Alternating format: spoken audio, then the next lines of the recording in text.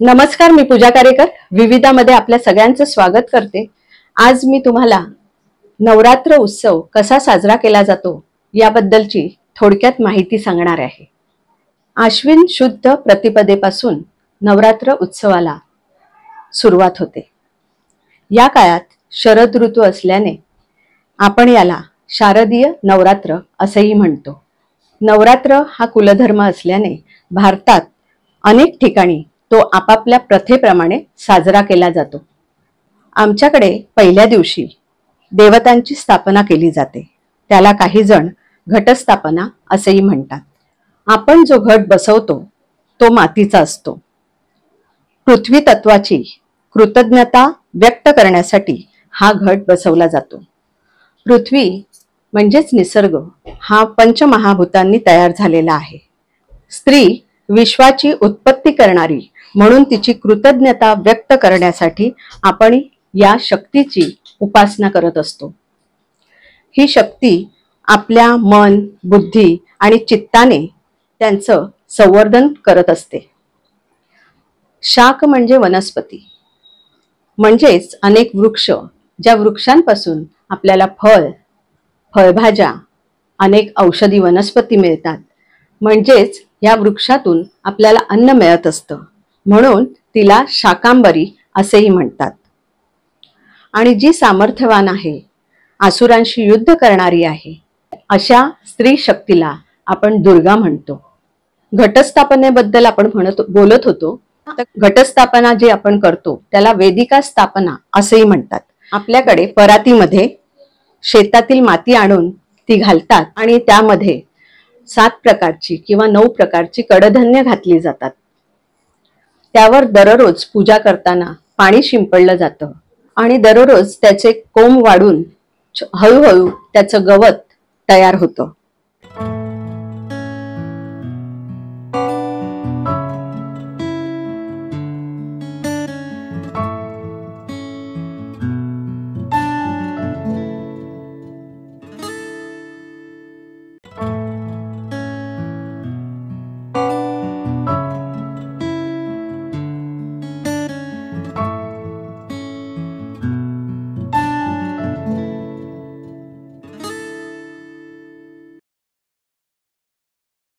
परातीमध्ये एक घट ठेवला जातो आणि त्याच्यावर 9 दिवस आपण फुलांच्या माळा बांधतो।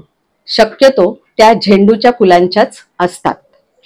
तसेच नवरात्रात अखंड नंदादीप ठेवला जातो। काही ठिकाणी हा घट मातीचा असतो आणि त्याला छिद्र असतात। शक्यतो गुजरातकडे तसा घट बसवला जातो आणि त्याच्यामध्ये नंदादीप तेवत असतो। हा नंदादीप म्हणजे आत्मज्योत। आत्मज्योतीने पंचेंद्रियांच्या माध्यमातून ज्ञान आणि शक्ती या दोघींना आपल्याला जागृत करायचं असतं। नवरात्रात सुवासिनींचे पूजन करून त्यांची ओटी भरली जाते। आपल्याकडे स्त्रीला अनन्यसाधारण महत्त्व आहे। प्रत्येक कुमारिका आणि स्त्रियांना आपल्याकडे मान दिला जातो। तिला माता, बहीण, पत्नी, कन्या या रूपात आपण देवी मानून तिची पूजा करत असतो, तिचा मान राखून तिचं संरक्षण करत असतो। आणि हेच तिची उन्नती व्हावी, तिचं संरक्षण आपल्याकडून व्हावं या दृष्टीने आपली परंपरा आपण जपत असतो आणि हेच आपल्याला आपली संस्कृती शिकवत असते।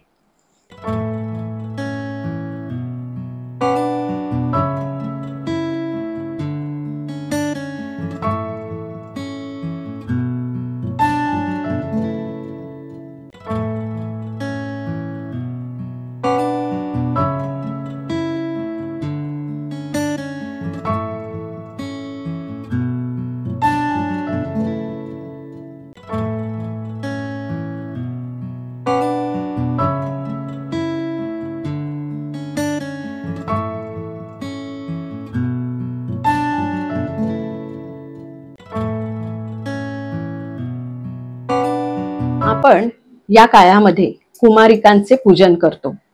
2 ते 10 वर्षांच्या कुमारिकांचे पूजन आपल्याकडे केले जाते।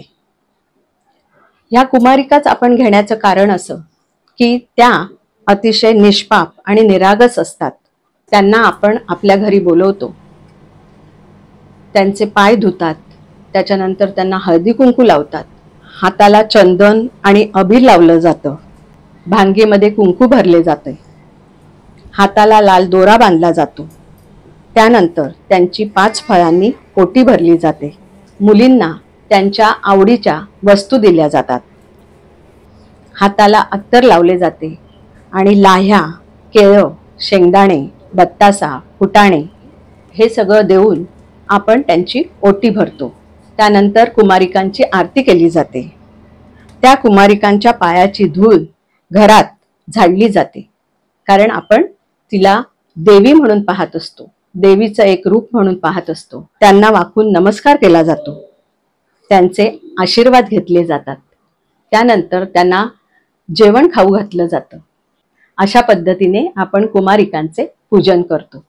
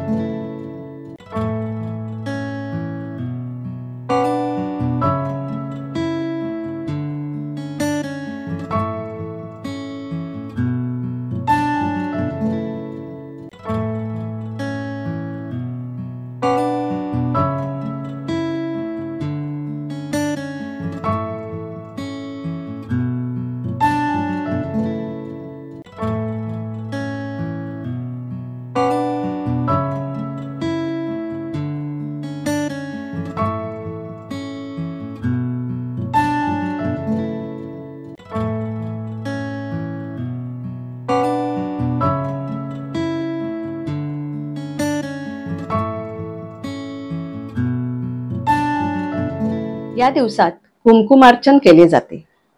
कुंभ म्हणजे पृथ्वी, जी आपल्याला अन्न वस्त्र देते. म्हणून आपण माती कपाळाला लावतो, म्हणजेच तिच्या तत्वांनी तिचेच पूजन करतो. जिथे कुंकू आपण कपाळावर लावतो तिथे आज्ञाचक्र आहे आणि म्हणून आपण ही भक्तीची उपासना करत असतो. ताम्हणात देवी ठेवून तिच्यावर कुंकू वाहून सहस्त्रनाम घेतले जाते.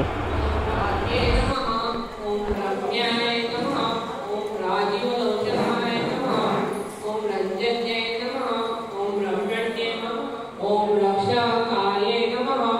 ओम राक्षसज्ञे काही ठिकाणी भोंडला खेळला जातो. तिथे मधोमध एक हत्ती ठेवून त्याचं पूजन केलं जातं. हत्ती म्हणजे गज, इंद्राचा ऐरावत असं आपण म्हणतो त्याला. गज मध्ये ठेवून बाजूला सगळ्या कुमारिका भोंडल्याची गाणी म्हणून फेर धरून नाचतात.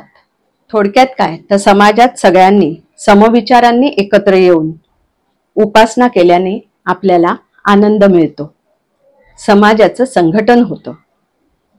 जितके सत्वगुण एकत्र आले तितकी पाप प्रवृत्ती कमी होऊन सर्वत्र आनंद नांदावा, हाच या पाठीमागचा हेतू. सप्तमीच्या दिवशी महालक्ष्मीचे पूजन केले जाते. काही ठिकाणी पिठाची महालक्ष्मी बनवतात. घागर उधाच्या धुपाने भरून घेतात आणि ती 5 वेळा फुंकतात. यामुळे श्वसन मार्ग शुद्ध होतो असे म्हटले जाते.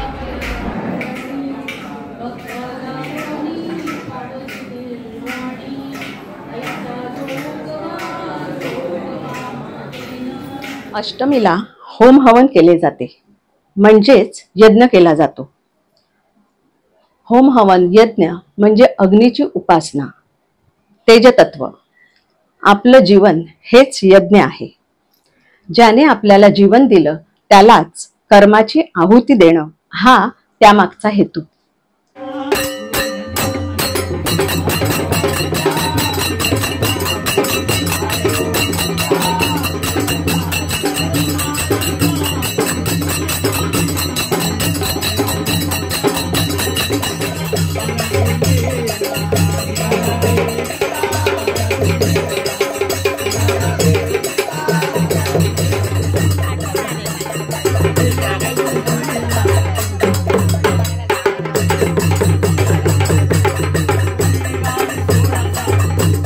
अष्टमीची देवी म्हणजे महालक्ष्मी. तिची उपासना आपण अष्टमीच्या निमित्तानं करत असतो. काही ठिकाणी नवचंडी याग केला जातो. नवरात्रात गुजरातमध्ये गरबे नाचले जातात. आता दसरा. नवरात्रात 10व्या दिवशी म्हणजेच अश्विन शुद्ध दशमीच्या दिवशी दसरा साजरा केला जातो. हा हिंदूंचा सण. याला दसराही म्हणतात आणि विजयादशमी असेही म्हणतात. या दिवशी रामाने रावणाचा वध केला आणि देवी दुर्गेने महिषासुराचा वध केला. विजयाचं स्मरण म्हणून आपण हा दिवस साजरा करतो. तसेच दसऱ्याच्या दिवशी आपण सरस्वती पूजनही करतो. सरस्वती ही बुद्धी आणि ज्ञानाची देवी. वह्या, लेखणी, पुस्तकांची पूजा त्या दिवशी केली जाते. सरस्वतीचं स्तवन म्हटलं जातं. या कुंदेंदु तुषार हार धवला, या शुभ्र वस्त्रांवृता, या वीणावरदंड मंडित करा, या श्वेत पद्मासना, या ब्रह्माच्युत शंकर प्रभृतिभिर् देवे सदा वंदिता, सा मां पातु सरस्वती भगवती निःशेष जाड्यापहा. या दिवशी 9 दिवस आपण घटस्थापना केलेली असते. त्या दिवशी आपण देव हलवतो आणि नंतर त्याची साग्र संगीत पूजा केली जाते. आपल्या घरातील शस्त्र आणि अवजारांची पूजाही त्या दिवशी केली जाते. तसंच आपट्याच्या पानांचीही पूजा केली जाते. आपट्याच्या पानांची पूजा करून ती पानं आपण एकमेकांना सोनं म्हणून लुटतो.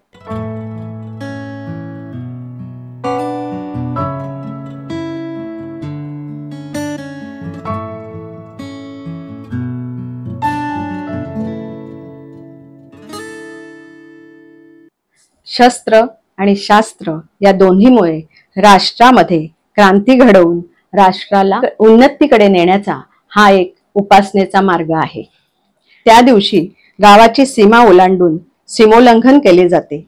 म्हणजेच माझं माझ्यापुरता असा विचार न करता पूर्ण विश्वाचं संवर्धन होऊ दे हा संदेश आपण यामधून देत असतो. तुम्हाला ही माहिती कशी वाटली हे नक्की कमेंटमध्ये कळवा. लाईक करा, शेअर करा आणि सबस्क्राईब करा. धन्यवाद.